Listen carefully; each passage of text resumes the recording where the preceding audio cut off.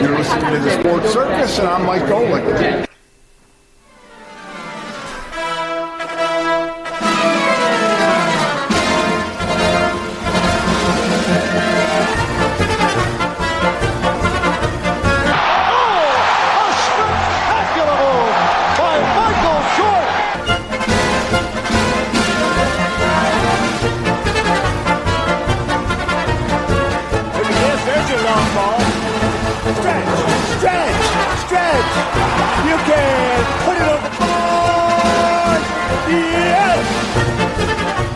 Welcome to the Sports Circus. I'm your Ringmaster Sal, live from Las Vegas in the AMP TV studio, AAMP.TV. Today's show is brought to you by UppercutChops.com.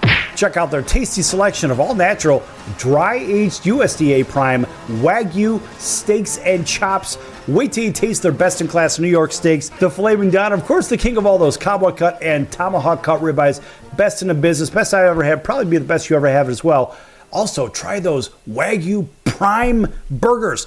1 pound, anywhere from a half pound to 1 pound. Biggest and best I've ever had. Oh my God, best. Listen, folks, I don't get anything for saying this. They're that good. Check them out at UppercutChops.com. That's UppercutChops.com. Or give them a call, find out what's for dinner at 702-799-9935. 702-799-9935. Again, 702-799-9935 for UppercutChops.com. Yes! Man, those are good. All right, welcome in to everybody listening in on our CBS, NBC, and Fox Sports affiliates and independents from coast to coast. Everybody watching on Cox, Comcast, Spectrum, Frontier, Oceanic, Time Warner Cable, and Hotel Television. We're back here with Dave Jackson, our NHL rules analyst, also the ESPN rules analyst for NHL hockey. And Dave, welcome back to the show. Of course, it's always pleasant to have you back. Good to see you, Sal. Sorry it's been so long since the last time, but, we had a couple of holidays get in the way, and just your life gets in the way, but good to be back. Yes, sir. Yes, sir. And listen, sometimes every now and then we all need a little vacation, and for all those that get a chance to take them, good for you, because I don't get a chance to take them, but I live in a vacation destination here in Las Vegas. You know what was interesting? Before we got on here, we were talking about the Formula One races and stuff like that. And the Formula One racing here in Las Vegas was really cool to see. I have to tell you that much. It was super cool. But, Dave, I think that a lot of people overestimate, I suppose, the negative effect of what happens with these big races when they come to town. For years and years, I lived in Southern California. We had, of course, the Grand Prix of Long Beach there, right? And so they tear apart Shoreline Drive over there, and it's a little bit of an inconvenience, but it's not too terribly bad. But here in Las Vegas, folks, in case you don't know, if you saw it on TV, it was super cool. But there are real positives and there are some real negatives to these things. But overall, going to see one of these races is really something that I think everybody should do at some point. Dave, have you ever had a chance to go see an F1 race? I have. In fact, I grew up in Montreal, and we have the Circuit Gilles Villeneuve in Montreal, which is really fantastic because it's a permanent track. They don't have to, close down the city streets. So if you ever want to go to Montreal in the summertime, I believe it's late June, early June when they have the race. It's fantastic. It's on an island in the middle of the St. Lawrence River, and it's one or two subway stops from Center Court downtown. So people love going there, including the pit crews and the drivers and all, because they get to stay in a cosmopolitan city like Montreal. They have events going all week long. I mean, they'll close down one or two streets. They have pit crew challenges, and the city, the influx. I mean, people fly their Lamborghinis in from Europe, and they drive around. They drive around the street. There's all these Lamborghinis and expensive cars driving on the streets. People are partying. People are out in the decks, the terraces in downtown Montreal. But the race itself doesn't inconvenience the citizens because get on the subway, you go 2 stops, come up the stairs, and you're there at the race. And it's a fantastic place to be. Wow, that's great. See, now here we've got the race for, well, they say 10 years, but really it's supposed to, The first is 3 years, and they have a renewal from there. You know, F1 has failed in some U.S. cities, but I think for all the wrong reasons, too. I mean, the infrastructure wasn't necessarily there, and they didn't plan it properly. I think here in Las Vegas, we have a permanent paddock area. I mean, it is enormous what they have built in such a short time. So I think it's going to be here for 10. And I think the planning maybe next year, the year after, is going to get better as they go along, kind of like what you're saying for a permanent track. Not really sure how they're going to do the tree removals and put the trees back. A lot of people are complaining about that, but what a cool thing to see here in Las Vegas. And, of course, I'll give them a round of applause for that. Not the super applause, because there was a lot of inconvenience, but it was a super cool thing. And I think next year I'll be hopefully right in the middle of all that mess. But, you know, speaking of a mess, let's talk about when there's a goal in hockey and when the referee intends to blow the whistle. You brought this to my attention earlier, and you know what? I want to hear your take on that, because as a rules analyst for television on ESPN Hockey, how do you explain this to people? Well, you know, the referee had an intent to blow the whistle. How the hell does that work? Well, you're right. A lot of people lose their mind. They keep quoting the intent to blow the whistle rule, and they think it's some kind of cop-out. But in its purest form, if you just break it down, just because the whistle hasn't gone, just because the puck crossed the goal line before the whistle goes, it doesn't mean you're entitled to score a goal. And if we break it down in its purest form, let's say the attacking player, the puck goes up in the air, and the attacking player bats the puck with his hand to his teammate. And his teammate one-times that shot. So he doesn't stick handle it. The puck comes down, and boom, he bangs it in the net. And the referee just doesn't have time to get the whistle to his mouth. It's a hand pass, first of all. But it's a hand pass. So are we saying we're going to allow that goal because the referee hadn't blown the whistle yet? Well, of course not. So the referee intended to blow his whistle, couldn't get it to his mouth fast enough, and the puck ended up in the net. We still disallow that goal. So, I mean, I'm really breaking it down to an egregious, obvious situation. Where we see it happening a lot is on goal mouth scrambles. The referee comes to the net, and he knows the puck may be frozen. He's not sure where it is. Back in the day before we had video replay, the referee always wanted to kill the play when he lost sight of the puck. That was, you know, going back, you talk to old timers, well, the referee loses sight of the puck, there should be a whistle. Yes and no. If the referee is certain that the puck is covered, he's lost sight of it, but he's certain it's covered, we want the referee blowing the whistle. There's times, though, now we tell the referees, or I say we, I'm no longer on the ice, I'm no longer supervisor, but the direction is, once you blow that whistle, a play is dead. You can't suck the wind back out of your whistle. You don't want to kill a legitimate play. The worst feeling for a referee is blowing that whistle, and as you're blowing it, you realize the puck is lying there loose. And the team bangs it in the net, and there's nothing you can do to reestablish that goal. The whistle's gone.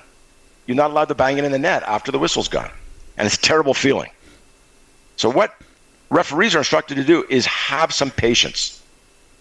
If you're sure it's covered, by all means, blow the whistle. If you're not sure where the puck is, just because you lost sight of it, a lot of times you can look at the goaltender, and if the goaltender is still and he's not moving, you can be pretty sure he's got the puck. However, there's times where the goaltender's body language, he's flopping everywhere, he doesn't know where the puck is. Players are still poking at it. It's a good chance that puck is loose. Just because you can't see it, it's loose. So have some patience. When you're sure it's covered, blow the whistle. And that's where referees will come in behind the net. They're trying to find the puck. They're not sure where it is.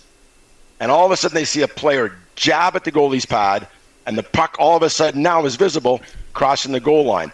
That's when the referee blows his whistle. The puck's already in it, blows his whistle, puts his hands up, and he goes, no, I'm not allowing that goal because I wasn't sure where the puck was. But when I saw you jab at it, I saw it come loose. So I put two and two together, and that means it was covered. Puck was frozen. I should have blown my whistle. So I'm killing the play. And that's where my intent to blow the whistle. I couldn't find the puck, but I now realize that that puck was covered. My intent should have been to blow the whistle. I'm not allowing that goal. And guess what? If you don't blow the whistle in time and the puck gets knocked loose into the net and you would decide to award the goal, the team that gets scored on always has the option now to a coach's challenge. They say, we think that puck was covered underneath the goalie's glove. It was knocked loose. We're calling a challenge for goalie interference. And, 99 times out of 100, you look at it in the replay, you go, yeah, the puck was covered. It was knocked loose. No goal. So it's rectifying itself. But you blow that whistle too soon, you take away a legitimate goal quite often, and we don't want that. So what about, okay, in our last minute of the segment here, what about the idea of the off-ice official? Do they exist, and what role do they have? The off-ice official, as we know it, is the scorekeeper, the timekeeper, the statisticians. There's no off-ice official other than the Situation Room in Toronto. And they're there to confirm a legitimate goal or to review a coach's challenge. Unfortunately, we don't have another referee up in the box that's assisting the referees. That's not there yet. I know people are calling for it, but it's a sticky situation. Where do you draw the line?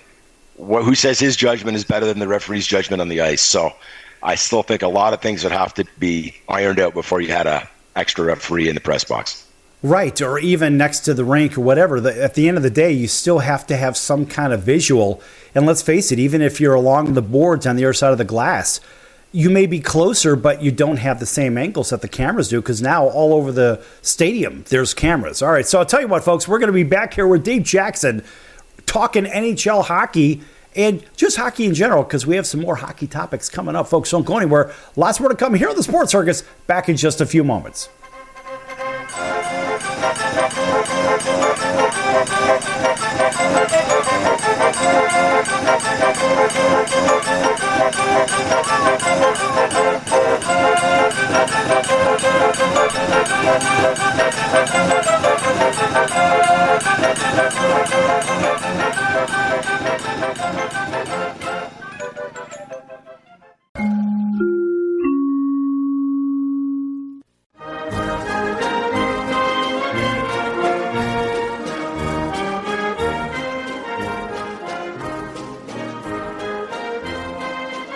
Welcome back to the Sports Circus. I'm Roy Firestone. Now it's time to throw it back to Sal.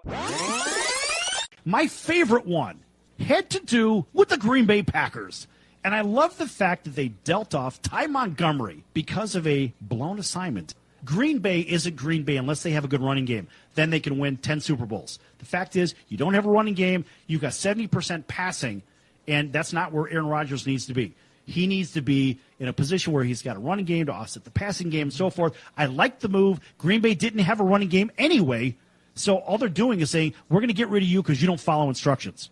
Well, he made one of the most boneheaded plays I've ever seen. There's 2 minutes and 5 seconds on the clock.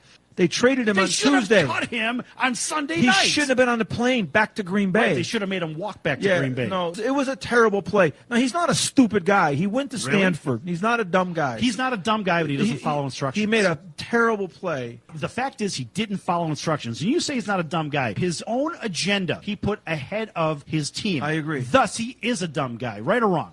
Wrong. He just got selfish. You're not going to convince me that a guy from Stanford's a dum-dum. No!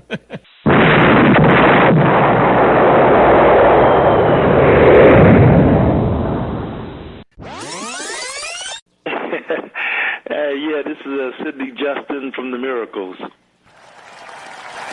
So you heard yesterday's show at Roy Firestone. Did you hear a little clip about him going into the office where Smokey was at? And that was really good material, wasn't it? Yeah, that was really funny, man. Yeah, and then you heard him. I thought it was hilarious. It was cool, though. It was cool. Really cool story, man. I enjoyed listening to that. Right, and then he gave a couple of bars. Can you give us a couple of more from Ooh Baby Baby? And let's see if you could do it better than Roy Firestone. Come on, man! All right, you know what? Why not? I did you wrong. My heart went out to play. But in the game, I lost you. What a price to pay. Hey, I'm crying. Ooh, baby, baby. How's that, man? That's Is that incredible, okay? Is that good man. enough? That's incredible. That's fantastic. You know why? Because that's what you do. You're in the incredible business, Sid. That's awesome. Yes! Only on the Sports Circus. You're going to get sports. You get music.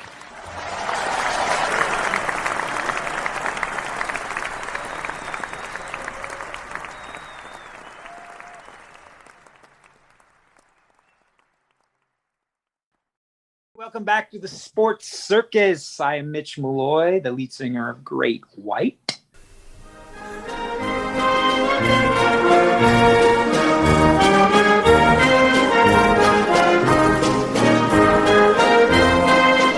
Welcome back to the Sports Circus. I'm Roy Firestone. Now it's time to throw it back to Sal.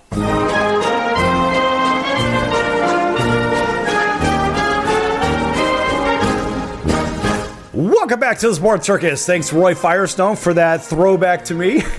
All right. From our AMP TV studios, AAMP.TV studios right here in Las Vegas, I'm your Ringmaster Sal, here with NHL rules analyst and ESPN hockey analyst. That would be Dave Jackson. Dave, of course, been in the rodeo for 30-odd years. And we're talking hockey here across all of our television and radio affiliates from Honolulu all the way down to Florida, a whole bunch of points in between. And Dave, welcome back to the show. And, you know, in the last segment, we were talking a little bit about that intent to blow the whistle. Because, like you said, it's such a contentious issue. And how do you get the hockey audience away from their preconceived notion, well, you know, maybe he did intend to, or maybe he didn't do it. It's kind of an arbitrary thing.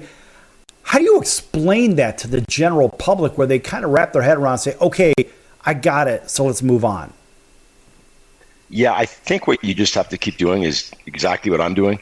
Explain the rule, give situations that, you know, break it down to a very egregious situation that you can get them to agree upon, and then work backwards from that and explain how the rule evolves. But when it comes right down to it, it's about doing what's fair. And if you look at a lot of these cases where there was intent to blow the whistle, and that's why the goal was disallowed, if you ask people, should this goal count? In a perfect world, should this goal count? And they all usually say, well, no, the whistle should have gone. But it didn't. So what we're doing is we're going exactly. So that's how we rectify it. The whistle should have gone. This is an unfair advantage the attacking team got, and we're not going to allow that goal. And okay. we have another thing, which go ahead, Sal. No. Go ahead. I'm going to fill in after this. We have another rule which people are confused with sometimes, and it's called the culmination of a continuous play, which is almost the opposite of what we're talking about, intent to whistle. And that is a case where, you know, a guy will be coming down on a semi-breakaway, but he knows the defenseman's catching him. The defenseman's coming from an angle. He knows he's not going to get to the net unchecked. So he takes a slap shot from, let's say, the top of the circle. The goalie goes down on a butterfly. The puck hits him sort of in the 5-hole. And all of a sudden, you can't see the puck anymore. So what the referee does is, if he happens to be on that side of the ice, he doesn't have a backside view.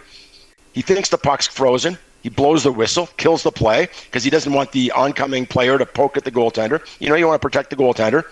And just as he's killing the play, as the sound is coming out of his whistle, that puck wasn't covered, and it's rolling on its own simultaneously or immediately thereafter, and it crosses into the net. We can now allow those goals because there was zero effect on the puck by the whistle, meaning nobody knocked it in after the whistle. The goaltender letting up on the whistle didn't cause the puck to fall loose and go in the net. This is a case where the puck was on its way across the goal line as the whistle went. In the past, those would be disallowed. It'd be just unfortunate the whistle went too soon.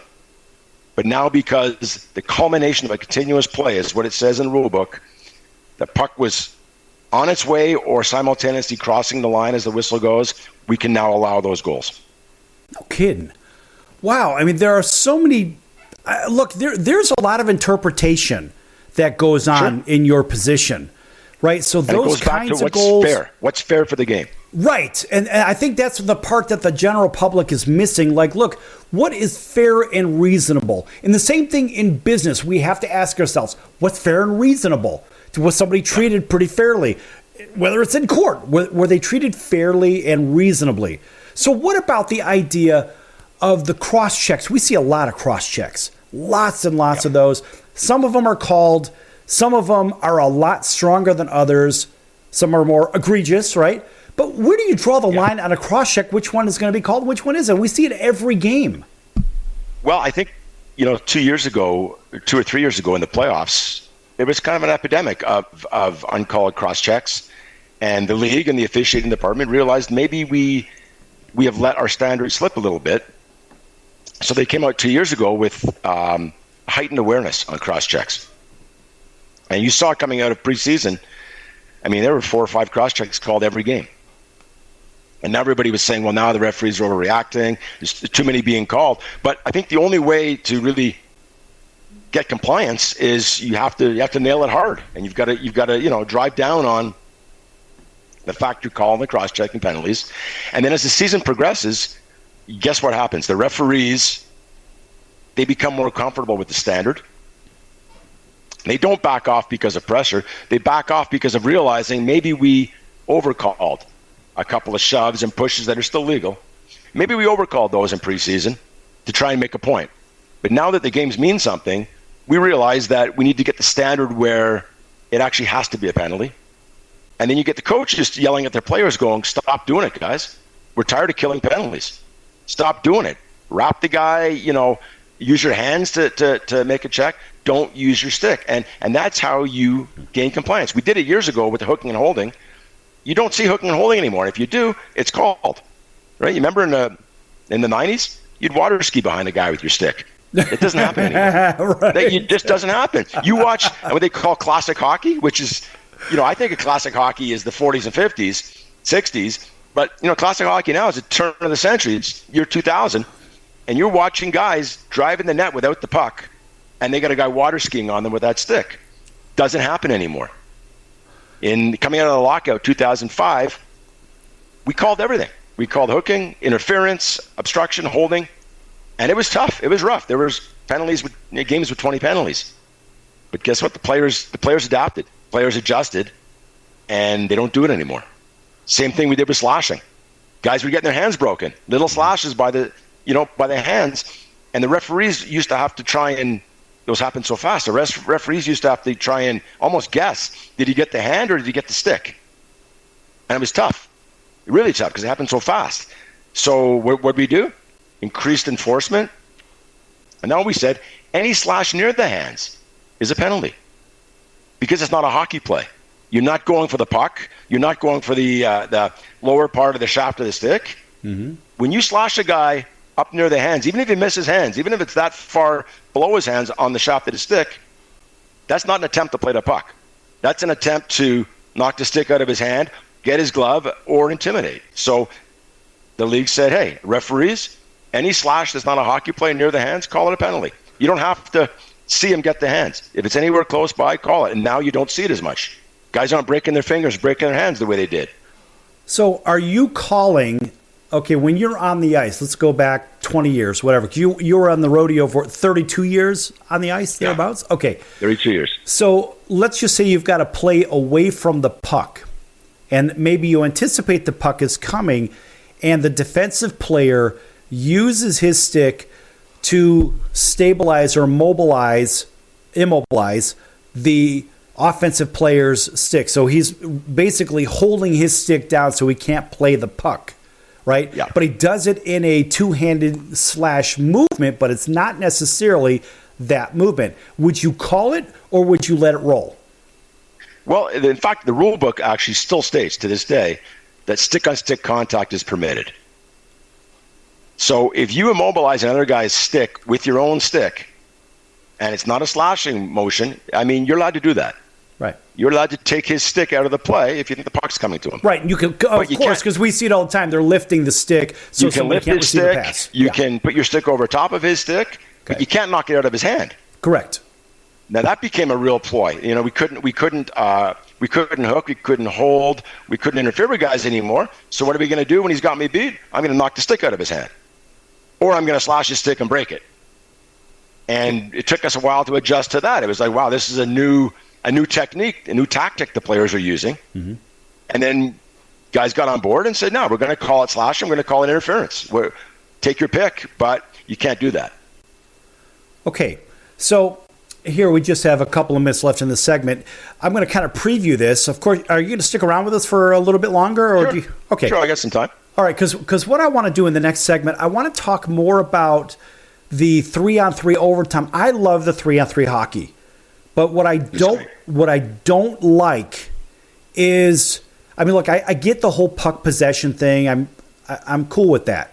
But you could watch these and say, all right, one team is going to try to possess the puck for the entire time. So they're going to be in the offensive zone, and then they're going to drag it back all the way across the checkered red, back behind their own net, which, when it comes to rules and development and enforcement, in the next segment, I want to talk a little bit more about that, because I think there are some adjustments that can be made to keep that puck possession, I've got the ball, I got the ball, I got the ball kind of thing. I'm going to go home with the ball. Well, I'm going to go home with the puck in this case, and I'm going to go sit behind my net, and I'm going to take this to a shootout, because we're better in shootouts than we are on this 3-on-3 thing, because maybe we don't have the speed to keep up with your club.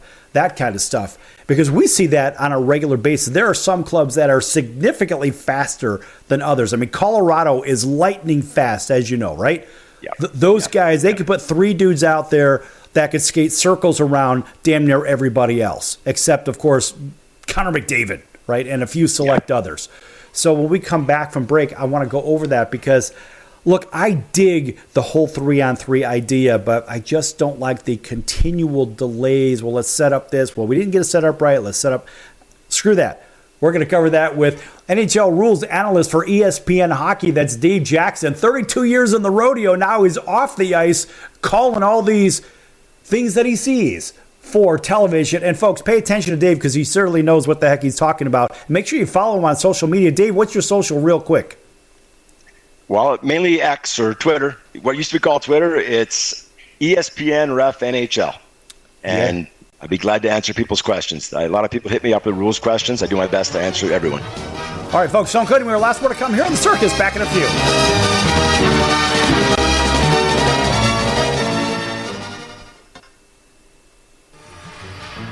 I'm your Ringmaster Sal of the Sports Circus, a primetime, nationally syndicated television, radio, sports, and entertainment show. The Sports Circus covers topics others are too scared to talk about. There's no other primetime show like it on here that'll punch you in the face and you'll beg for more. Join me, Hall of Famers, world champions, and all-star celebrity guests for chaos and controversy here on Libsyn and all podcast platforms, plus thesportscircus.com. Remember, folks, it's a circus and we prove it every day.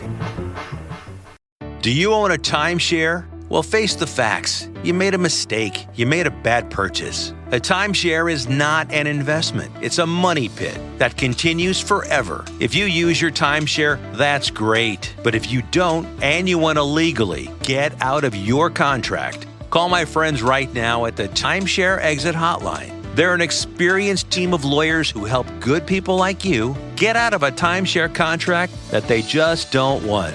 Don't throw away your money on maintenance fees. Use it for things you really want. We can help you end your timeshare contract and stop the money drain immediately. If you're ready to move on with your timeshare, call our team right now. Cancel your timeshare now with a free call. 800-298-3173. 800-298-3173. 800-298-3173. That's 800-298-3173. If you're trying to quit drinking or doing too many drugs, listen to me. You don't know me and we'll never meet. I had a problem like you once. I drank and used to party a little too much till it got out of control and almost ruined my life. I realized I needed help to fix my problem before it totally destroyed me. If you've tried to fix your drinking and drug problem and you know you can't do it alone, you need to call the National Treatment Advisors. They'll immerse you into a 30-day program to replace your old habits with new habits and totally change your life. And if you have PPO private health insurance, the entire program may be covered. Fix your problem right now before it gets any worse. Get clean. Call now and learn more. 800-957-6209. 800-957-6209. 800-957-6209. That's 800-957-6209. Are you tired of high cable TV rates? Sign up for Dish today and get a $500 bonus offer while supplies last. Plus, lock in your price for 2 years guaranteed. Call All-American Dish, your Dish authorized retailer now. 800-476-6087. 800-476-6087. 800-476-6087. Offers require credit qualification, 24-month commitment, early termination fee, and e-auto pay. Restrictions apply. Call for details. Hey everyone, Dave Jackson here, ESPN rules analyst on ESPN Hockey, and you're listening to the Sports Circus. Wow.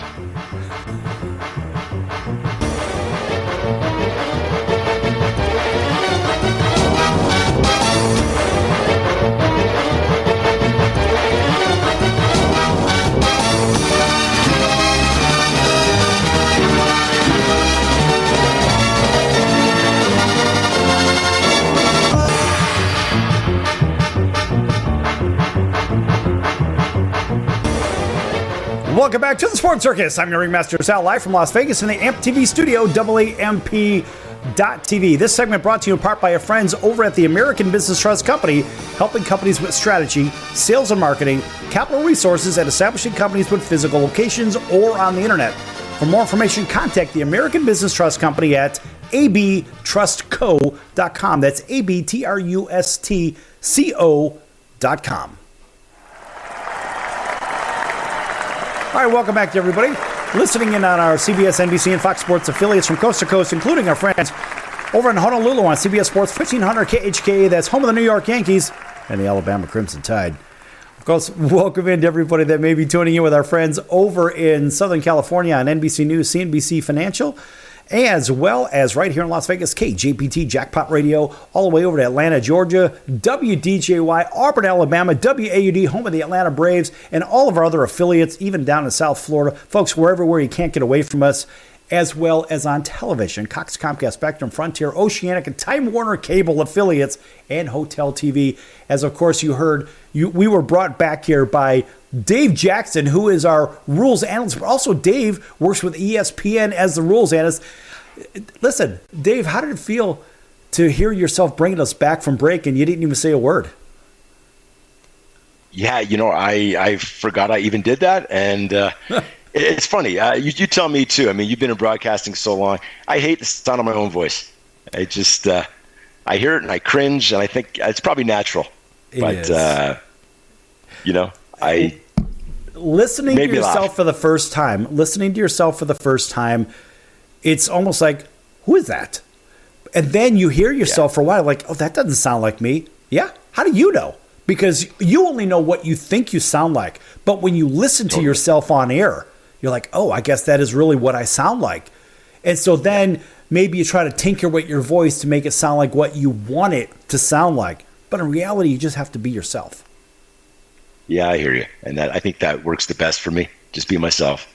But you have a really good voice for this, too. You've got that deep, gargly, throaty, hockey, tough, rough guy voice. and it actually works. It really works. There are some people, it's nails on chalkboard. You're like, oh, just stop it already. And there are some where you're like, you know what? Like James Earl Jones, right? We think of James Earl Jones, one of the best voices of all time. And my buddy Dan, who does radio work for a whole bunch of radio stations, and Dan's a great guy. His name is Dan Levy. Check him out online, danlevy.com. Dan has the golden voice. In fact, when I call him, I say, hey, what's up, golden voice? He's that guy. And he could sing you a bedtime story, or he could do play-by-play for a game. He just has the perfect voice, and people aspire to have that kind of thing. But for me, I've got a face for radio and a decent voice. Yeah. But end of day, this is all fun and games till I guess someone gets punched in the face. It's kind of like the old Mike Tyson thing, right? Yeah, it's funny you say that. I took a flight coming home from my vacation on Thanksgiving, and we had a flight attendant, a male flight attendant, who I swear could have been the, on The Price is Right, the guy that announces the "Come on down," and that's the old Johnny Olson. Yeah, this guy was a clone, and he was making his announcements for the safety announcements and everything. I said to him after, I go, you ever worked in TV or radio? Because I swear to God, you could be on TV and radio. He goes, no, nobody's ever told me that. But man, he had a great voice. Yeah. And the cadence, the way he delivered, it was perfect. Yeah, sometimes you just have it. And it's like, I'm naturally animated. It's just me. I've always been that way. Some people try to do certain things, but somebody once told me, they said, you should do some kind of bit, whatever, on television. I'm like, for what? I didn't know. Right. And so, in the strangest of ways, it kind of happened, whatever. So again, I'll just kind of keep drinking the Kool-Aid, so to say. But actually, it's not Kool-Aid, Zip Fizz. No, I don't get anything from Zip Fizz for saying that. It's just, it is what it is. But all right, so back to the hockey business. Now, 3-on-3, as I mentioned in the previous segment, for me, it's wonderful. I want the games to get to overtime so I can almost see like a pickup game of hockey. And that's what it really looks like to me. But what I don't like is when you're in the attacking zone and you leave your zone and you regroup all the way in your own, back in your defensive zone. And I really would love to see, hey, look, if you bring this thing across the blue line, it's okay, I get it. But you shouldn't be allowed to go beyond the checkered red. You should have to basically regroup within that area, in my opinion, because it would keep the game flowing. And once you go over, we're going to have a face-off at center ice. That's kind of how I see it. What are your thoughts on that? I couldn't agree with you more. I was on the ice still when we brought in the 3-on-3 overtime, and it had to be the most exciting hockey that I've ever been part of. It was just run and gun. Guys were going end to end, 3, 4, 5 shots, and then, they'd break out and they'd go 2-on-1 the other way, get a bunch of scoring chances. It was phenomenal. And I think we've lost a little bit of that, like you said in your last segment. It's a possession game now. It's not about just shooting the puck and trying to get it over with. It's about getting the perfect chance to score. And if you don't have that, you're going to regroup, you're going to change players, you're going to go back behind your own net. And I think the GMs, actually, I read a couple of weeks ago that in their meetings, they determined they were going to at least meet next time and maybe discuss it and throw out some solutions and stuff. I don't know if you know this, but I'm the director of officiating for 3 Ice, which is the professional summer 3-on-3 league. Ooh. And it travels around, and there were seven locations last summer where they play. And it's 3-on-3 hockey with no whistles. There's no face-offs, and you drop the puck at center ice to start the first period. You drop the puck at center ice to start the second period. It's 2 halves, 16-minute games, and it's run and gun. And when the goaltender makes a save, teams have to sort of regroup, and then the goalie puts the puck back in play. So it's constant action. And when we were determining the rules, a fellow named E.J. Johnston is the CEO and founder of the league, and Craig Patrick is the commissioner. And the 3 of us sat around discussing how to keep the game exciting. And we talked about exactly what you're talking about, the center ice. And we came up with a rule that once you cross the blue line, as the attacking team, once you penetrate that blue line and it's onside, you cannot go back over center ice. You can come back in neutral zone, but you can't pass or shoot or carry that puck back over center ice. If you do, you lose possession. You have to give the puck away. Now, obviously in NHL hockey, you have face-offs. You don't just give the puck away. But I think a great solution would be if they go back over center ice, you kill the play, and the face-off goes back into their end zone, and they're not allowed a line change. I think that would be enough of a penalty, and it would keep the pressure on, and it would keep teams on that side of the ice, more offensive chances, less regrouping. And if you want to go one step further, you could take the blue line away. Once they cross the blue line, then it just becomes a half-court type of thing. So from center ice in would be all one zone. So you could come back and forth, keep the puck in. You wouldn't have to worry about being onside once you cross the blue line. These are all suggestions. They're a bit radical, but I mean, why not? Right? Well, hockey is entertainment. I love it because it's like a pure pickup game of sorts. The kind of thing you see in basketball on the playground, whatever. I love playing basketball 3-on-3. I mean, to me, that's a lot of fun. I'm terrible, but I like to play. But in hockey, it's such a fun, fast-paced game. And to see that 3-on-3, I mean, you're watching guys with mad skills. They get to showcase their skills. They get to showcase their speed. It's not a lot of hitting. It's just the real skill on the ice. And the goaltender gets a nice clean look, really, because there's a lot less bodies out there. And so if you've got a good goaltender and maybe you've got a good defenseman out there with a couple of forwards, or even 2 good defensemen, maybe an offensive-minded and a defensive-minded defenseman with a good winger, I mean, this could be really exciting. And honestly, I don't even want to see it go into a shootout afterwards. I say just play until somebody's gassed, like an extra innings in baseball, and just let the chips fall where they may. Well, yeah, there's 2 things there. I mean, I think from a fan's perspective, you'd love to see the game just go till they're gassed.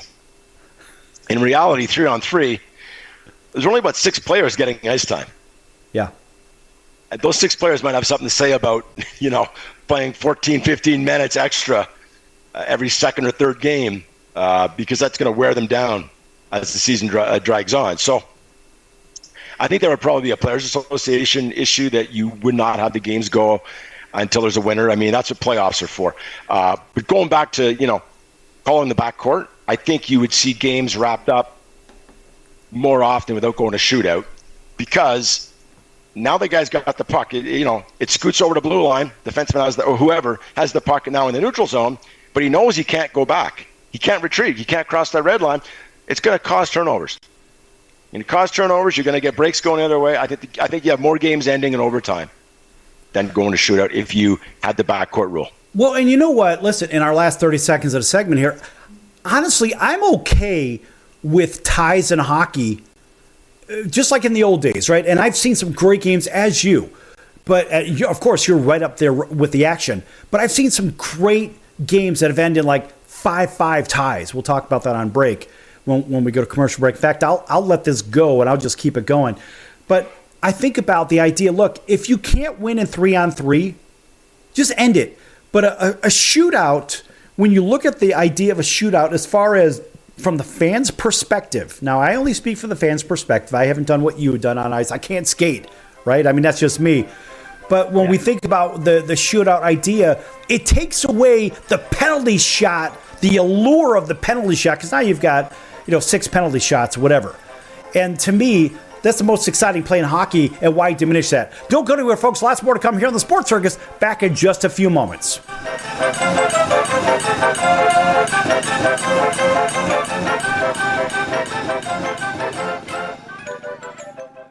Attention business owners, you and your customers are listening to this commercial right now. Face it, every business needs customers, even yours. The Sports Circus is a primetime nationally syndicated program that's carried on ABC, NBC, CNBC, and Westwood One News affiliates, plus CBS, Fox, and NBC sports affiliates across North America with coverage from Hawaii to New York. Also, the Sports Circus is available to the 180 million subscribers on iHeartRadio, and the Sports Circus gets about 4 million website visitors per month, which could click through your website and bring sales. The Sports Circus provides great content featuring celebrity guests from sports and entertainment to our audience every weekday, which your company could greatly benefit from by increasing your visibility, foot traffic, eyeballs to your website, and calls from potential customers. Call us right now at 702-799-9935. Again, 702-799-9935. Or email us at info@thesportscircus.com. That's info@thesportscircus.com. Drive your sales today by advertising with the Sports Circus. If you served in the Marine Corps, by now you know about the contaminated water problem at Camp Lejeune. If you were stationed or worked at Camp Lejeune from 1953 to 1987, you probably have a lot of questions. We have some answers. You could be entitled to compensation. Billions of dollars are being allocated to pay for damages to anyone stationed at Camp Lejeune during that time. Unfortunately, it appears that officials may have known the contaminated water problem existed and did little to protect their men. The Semper Fi code was not honored. If you or someone in your family has developed a serious illness, including various forms of cancer, call this Camp Lejeune legal support line right now. You can't turn back the clock and change what happened, but you can certainly call right now and learn your rights as a Marine. Here's the number. 800-852-5186. 800-852-5186. That's 800-852-5186. Paid for by Legal Alert Line. Could you use a little extra money right now? If you'd like to borrow up to $100,000 and get pre-approved in minutes, call the number we'll give you at the end of this commercial. Our lending partners have already loaned millions of dollars to individuals just like you, and we're ready to lend you up to $100,000 if you qualify. Even if your credit is not perfect, you could use the money to pay off high-interest credit cards, for home renovations, or consolidate existing debt. You can get flexible, easy-to-pay terms. The consultation to find out if you qualify is free. To find out if you qualify for our special financing program, call this toll-free number 24 hours a day. 800-335-1376. 800-335-1376. 800-335-1376. That's 800-335-1376. Important terms and conditions apply. Not all applicants will qualify. Loan amount, annual percentage rate, and term will vary depending on creditworthiness. Applying does not guarantee approval. Account approval is subject to verification and confirmation of your credit history, and acceptance by a lender. If you choose to apply for a loan through us, a consumer report will be obtained to evaluate your creditworthiness in connection with your application for credit. Welcome back to the Sports Circus. I'm Tom Brenneman. How do you not love that music?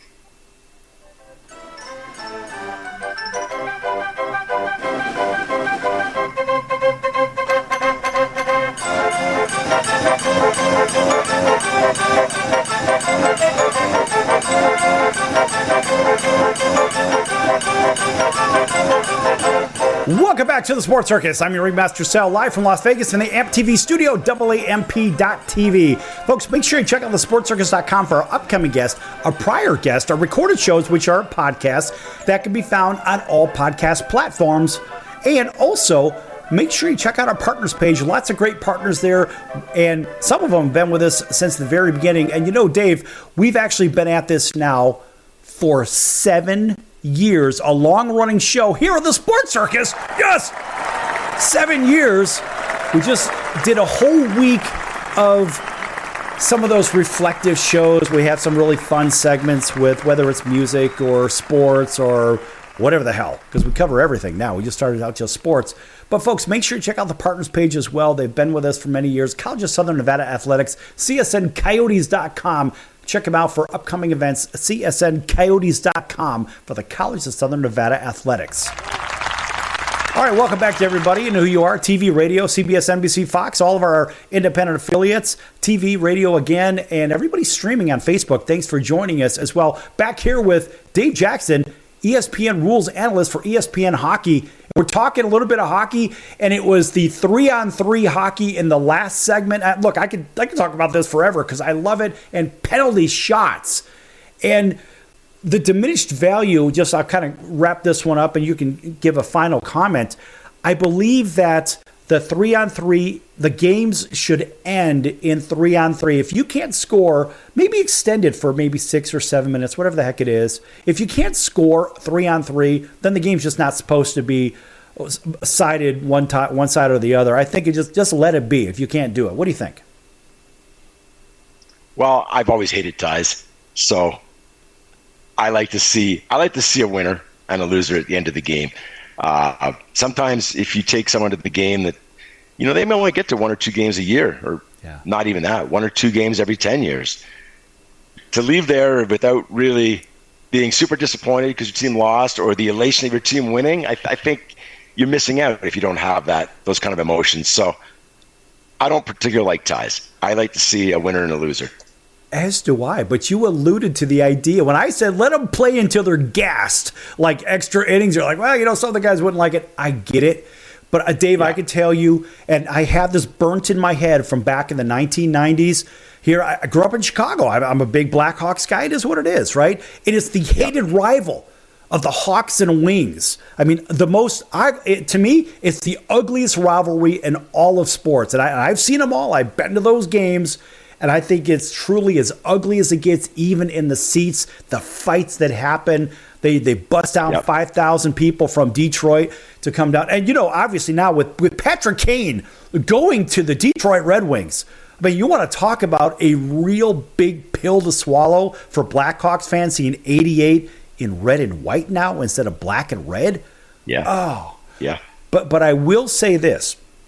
The most exciting hockey game I ever have seen, it was those two teams, and Detroit was up 5-0, and it was late in the third. I think there was about maybe 6 minutes left in the game, and of course all the Wings fans were doing their Let's Go Red Wings things, whatever.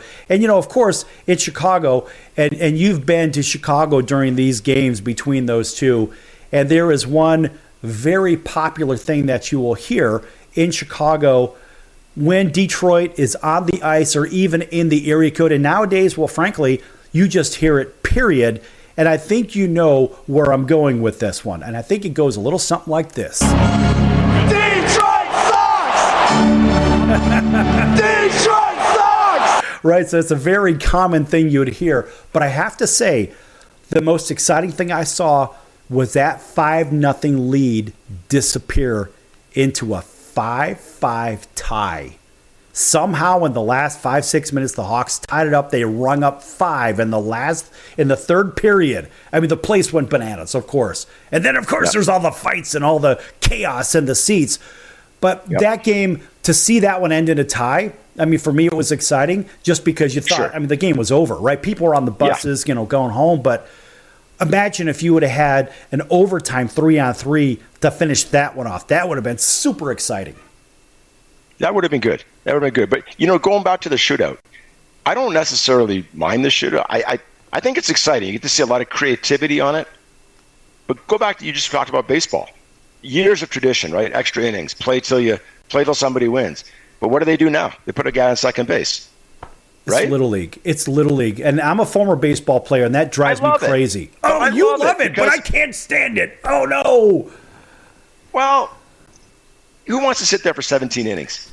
It's bonus baseball. When you're a kid, you got bonus baseball. You grew up in Montreal. Think about the Expos playing, right? If you're a little kid, you're like, hey. I understand. Yeah, man, I understand. But if you bring your kid to the game, and you're there till 1 a.m. I mean, you look at the ballpark when you get those 17-inning games, there's nobody left. Nobody's staying for those games. So I think having the runner on second base, I think it's great. It's entertainment, and that's why we play the games, for entertainment, right? So in 3-ice in the summertime, when there are no penalties, when an infraction is committed, it's a penalty shot. Mm-hmm. But it's a jailbreak penalty shot, meaning all the other players line up on the far blue line, and as soon as the shooter touches the puck in motion, everybody chases the shooter. So you don't get those sort of where the guys come in from the side and they do slow motion and they do a little spin. No, they're being chased. Right. So it adds more of a breakaway element to it versus a shootout element. And it's more of a hockey play. That. I really maybe the NHL would go to that someday because that's actually better. So you get guys like Patrick Kane that would basically stall out in front of the goalie and stick handle for 10 seconds and then poke it past the goalie. Right. You can't do that in 3-ice because you're gonna get the puck stolen from you. I like that. Yeah. But let me make one more comment on the baseball thing. As kids, the reason we liked the bonus baseball and everybody would file out of the stadium is because the likelihood of getting a foul ball was a lot greater because there's a lot less people there. And a better seat. Absolutely. Right? Yeah. All right. So we'll certainly give that a plus. Hey, I want to touch upon the neck guard idea, right? Because there's a lot of that talked about because the guy who died. What are your thoughts on neck guards for the players? Well, they're mandatory in amateur hockey. At least in Canada. I'm not really sure I know USA Hockey was throwing it about and they were going to make a decision on it. I'm not sure ultimately what they decided, but I think definitely as a kid, you should be wearing one. You grow up wearing it. Once you get to, much like helmets, right? Much like visors. Players didn't wear visors in the NHL. But after a number of years, everybody coming into the NHL wore a visor growing up. It was second nature. So maybe you just keep pushing. There's NHL players wearing neck guards now that wore one in junior, and it just became second nature, and they still wear them. I think if you can make them comfortable enough and they're not too hot, I think players will do it. It takes a while to adjust. Referees never used to wear helmets. Even when the players had to wear helmets, the referees didn't wear helmets. I chose not to wear one because if you put a helmet on, you were seen as sort of a rookie, and the veterans didn't wear helmets. It wasn't until they mandated that they grandfathered the old guys in, I was forced to wear a helmet. I didn't like it. After 1 or 2 games wearing a helmet, I got used to it. I wouldn't have taken it off. Then the younger guys started wearing visors as officials. Mm-hmm. I didn't like it. My wife and daughter told me, why aren't you putting a visor on? I'm like, because just this macho thing, it creates a barrier between you and talking to somebody. And they're like, yeah, but you only get one set of eyes. And I still refuse to do it. And I have no legitimate reason for not doing it. I should have worn it. Then they mandated it, made it mandatory for me to wear a visor. I didn't like it. After about a week, I got hit in the visor a couple times, and I went, wow, this visor just saved me. And I wouldn't go on the ice without one now. So I just think it's evolution. It will happen. I think it's great. I know as referees, most of them wear Kevlar wrist guards, Kevlar socks, to protect your Achilles tendon and stuff. So it's an evolution. I think someday it'll just become second nature and guys will adopt neck guards. Yeah. And, I think it's kind of getting to that point anyway here in our last couple of minutes. Hey, Dave, real quick, tell everybody how to follow you once again so they get all this hockey knowledge from you on a demand basis. Well, you can watch ESPN Hockey, which is the place to go for all the hockey games you want to see. But I'm on the games ESPN produces. I'm the rules analyst. Any controversy happens, I'll try my best to explain it. And you can follow me on X, the former Twitter. ESPN Ref NHL is my handle. And I answer as many questions as I can. People, some people shout at me. Those people get muted. But legitimate hockey fan and has a hockey question, more than happy to answer them. All right, that's good stuff. And, Dave, listen, I watch as much hockey as I can. And what I do like, I listened to the interview with Patrick Kane about him going to Detroit. And, of course, I have to give a big boo because I'm a Chicago guy. But, I understand the business side of it. And good for Pat playing his game. And I'm okay with the idea. Look, I want to see the great players out there. And, look, he still has it. But if he could come back fully from this injury, I mean, good for him, good for his family. And I think it's good for hockey because it gives some of those guys the ability to get out and play when they thought, hey, look, this was like the ending injury. Look at Nicholas Backstrom. Couldn't really play after that injury. And I think Jack Eichel, as a matter of fact, had something similar, and he's able to play too. Right, so here I think it's good for hockey that Patrick Kane's playing. I mean, I don't like who he's playing for, but I good for him, and I think it's good for the evolution of the medical side of the business. Sure. Well, as a Blackhawk fan, I'm sure you would have just loved to see him playing alongside Connor Bedard. I mean, what a dream matchup that would have been. Wow, and Bedard is he's a special player.